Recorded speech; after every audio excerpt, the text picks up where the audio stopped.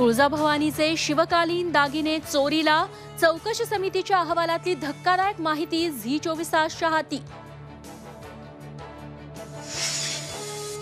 राज्यातल्या शिक्षण खात्यातल्या अधिकाऱ्यांनी जमवली कोट्यवधींची माया।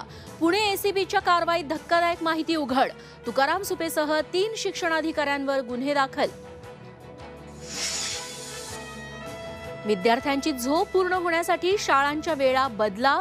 राज्यपाल रमेश बैस यांच्या सरकारला सूचना।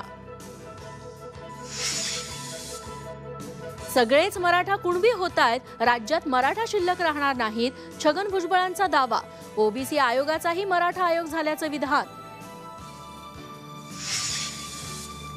मराठा समाजाला आरक्षण 2 दिवस उशिरा मिळालं तरी चालेल, जरांगेंचं विधान। वक्तव्याचा विपर्यास केल्याची जरांगेंची सारवासारं।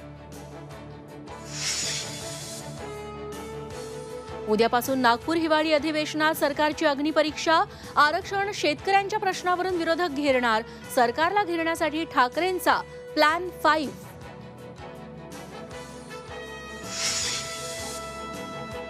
आणि विदर्भ मराठवाड्यात आज विजांच्या कडकडाटासह जोरदार पावसाची शक्यता। अवकाळीच्या इशाऱ्यामुळे शेतकरी संकटात।